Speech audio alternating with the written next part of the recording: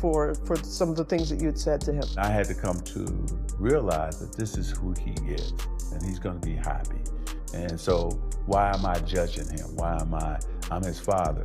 I knew he was looking for me to accept who he was. We're not doing he, we're not doing man, we're not doing gay. And, even like son, I was like, the world tried to give me that label, like Magic Johnson's son. And I was like, well. And what happens? If you believe that isn't how you want to run your family, I have no choice but to respect that.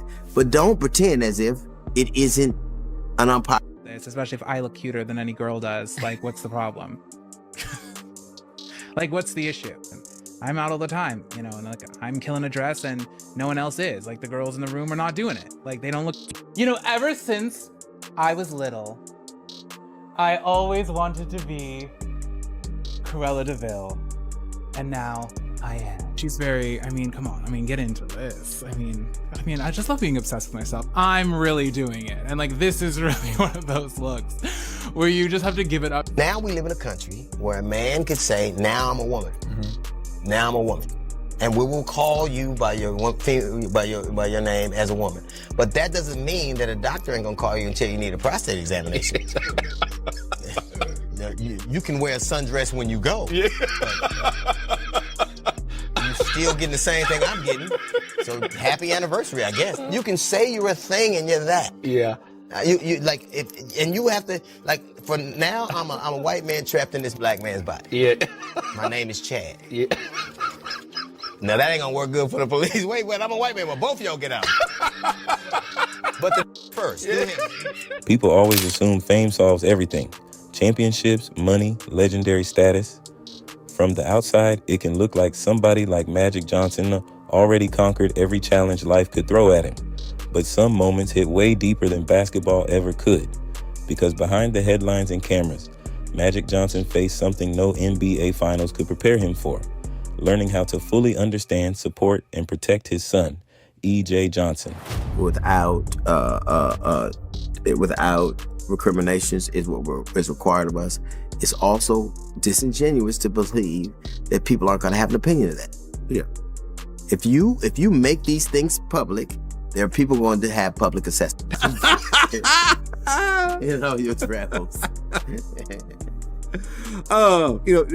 We were talking about the gay thing. Charles Barkley actually said something that, upset a lot of people. He said that the black community treats the LGBTQ community the worst. I think that when people make these broad sweeping statements, we're not a monolith. We're 43 million people. Yeah. And not one person can epitomize all our conversations. And so I hate when people, but I do think I think the gayest place on the face of the earth is the black church. And it's one of the most repressive. Because I think all the dudes there is kids that used to gotta go with their kids, dudes that used to gotta go with their wives, and men that are trying to pray the love of dick out of their heart. They're like, I'm already on my knees, so I just think it's the gayest place on the face of the earth. And it's ridiculous. Even to me, you're not grown till you leave my house. You're not going. If you're still going to a pediatrician, if you need my permission to go to a movie, then I'm going to have a say in what happens. If you believe that isn't how you want to run your family, I have no choice but to respect that. But don't pretend as if it isn't an unpopular sentiment to a lot. While the entire world watched and judged at the same time. And honestly, that's where this story becomes way bigger than celebrity gossip or social media opinions. Because this isn't really just about fashion or identity or controversy. It's about what happens when somebody refuses to live inside the boxes society keeps trying to force onto them. I don't attract gay men, and I'm not attracted to gay men. Like, it's just not a thing. Tell me more about that. I think like if you ask any of the girls, like they'll tell you the same. And I think they're just labels, that's why like I don't care what, like I'm dating someone, I'm like, I don't care what you identify as or what you call yourself, as long as you are happy being who you are. But to be honest, it's like, that's why I don't go to gay clubs. I don't go to, gay things, because it's like the men that I attract are not there. And also like, they're like, they're kind of like wave you off. You're just like, oh, that, hey girl, like, it's not, you're not in here like the rest of us are. It's just, it's always, but I never really understood it until now, because before, when I would go and I just was like, there's something about this room. It's like, it's almost like they don't want me here. Like, I'm not really in it here because I'm not presenting as a man. I'm not presenting in that way. And to be clear, the gay community room. Yeah. Of your own community. Yeah. But it's not like a shameful thing, or just like, oh, they're mean to me. But it's like, these are not my men in terms of attraction. Now, if I'm just going to have a kiki, sure. But like, these are not the men that are interested in me in that capacity. I do that when I go to the straight rooms. At the end of the day, too, in our community, we got to start accepting those who are gay in our family. That's like my son EJ came out. It was important that Cookie and I support our son. We love our son. We're gonna support him 150%. But we're one of the minorities in this. There's a lot of, in the Black community, young gay men or young ladies who are less, they're afraid to tell their parents. Just like I want my son EJ to talk to me about everything. I want my son Andre to talk to me, my daughter Elisa, and that's what it's about. Yes, I go to church, I'm a Christian, but at the same time, this is reality. My son is gay, that's reality. Nothing is gonna change, and I tell pastors that, I tell my pastor, I tell other pastors, I tell Black Christians who came after me, but I said, hey, I love my son. Nothing's gonna change that. Whether, I don't care if you don't agree and you don't wanna deal with me or don't like me, that's on you. But I said, tell me when it hits your own family, then you're gonna have to make a decision. Having a gay son, did that kind of change your perspective in any way? No, because I think for me, first of all, I have gay friends, but Dylan. But even I told them on my birthday, in June, that I was like, we're not doing he, we're not doing man, we're not doing gay. And it was very freeing. And also it just was, like, I wasn't like, I'm not, and it's very important, I think, too, when you're, I hate the term coming out, but I think when you're telling people about who you are telling them. I'm not looking for acceptance. I'm not looking for your validation. I am telling you what's going down.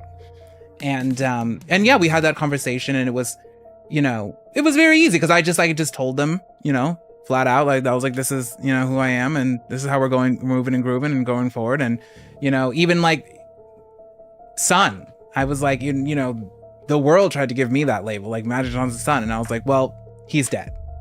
And now there is Miss Thing. Then, from the moment E.J. Johnson stepped into the spotlight, people reacted strongly. Some admired the confidence instantly. Others felt uncomfortable.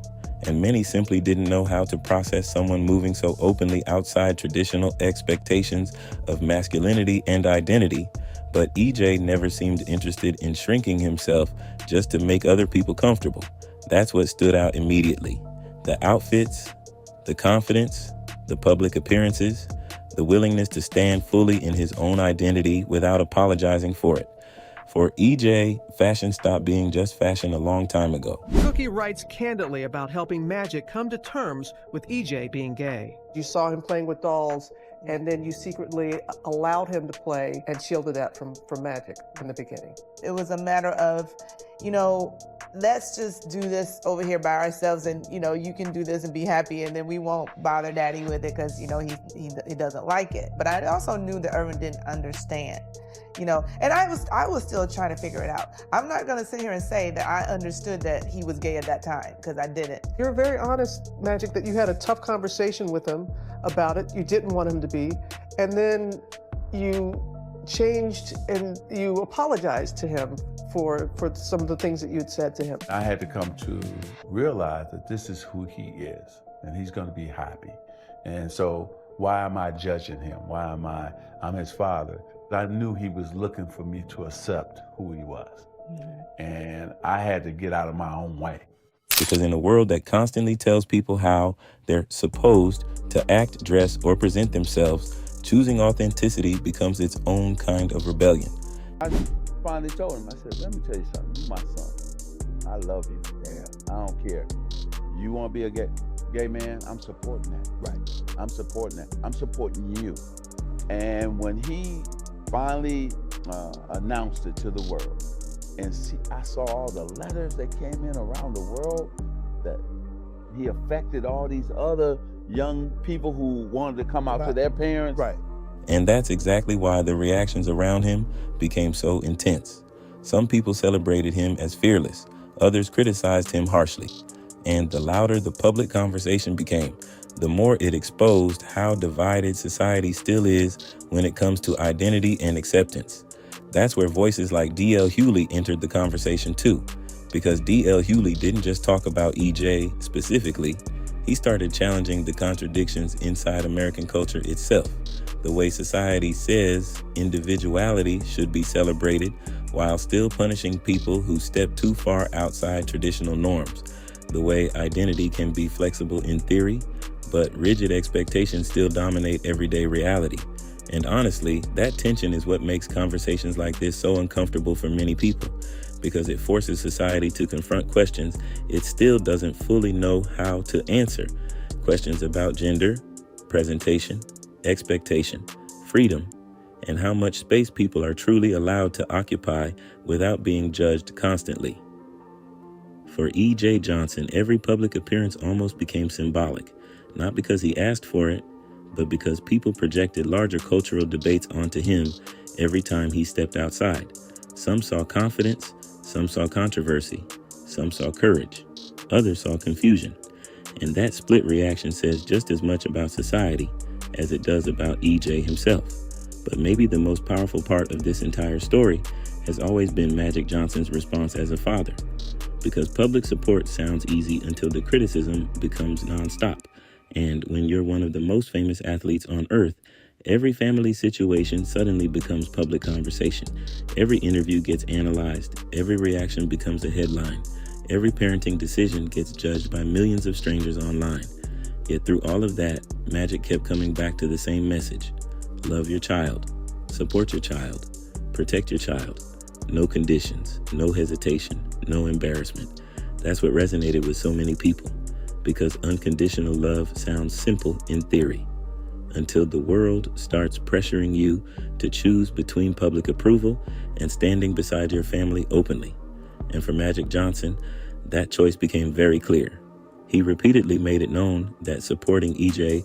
wasn't negotiable, not because he understood every conversation perfectly, not because society suddenly became accepting overnight, but because family came first. And honestly, that's what gave this story emotional weight far beyond celebrity culture.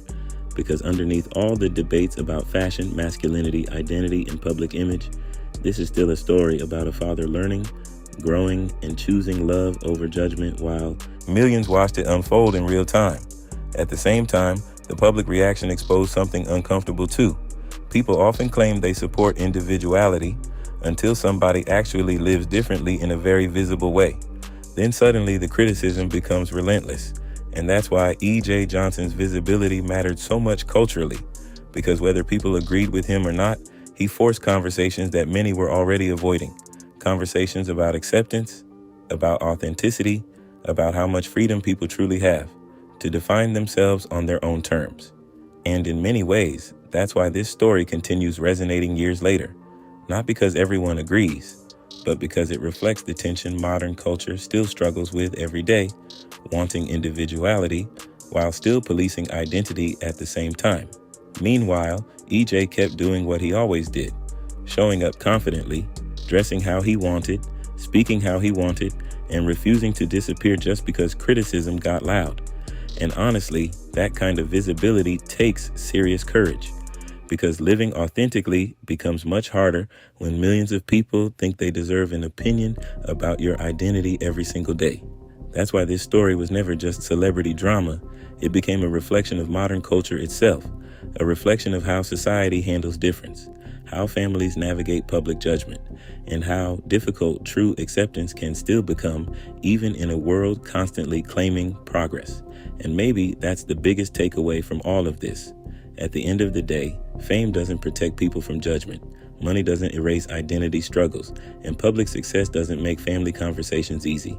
But love, support, and the courage to stand beside somebody openly, even when criticism gets loud, that still matters more than anything else.